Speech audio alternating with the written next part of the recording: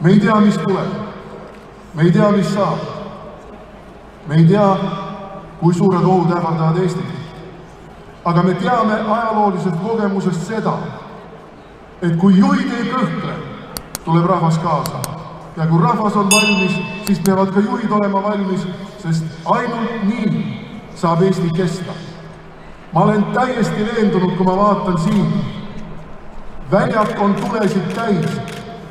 Iga tuli on tuli inimese südamest. Ja see süda põksub Eestile. Me kõik usume, et mis tahes katsumused ka ees ei seisa.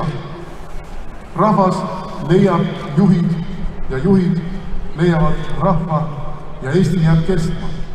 Elagu Eesti! Elagu Eesti! Elagu Eesti!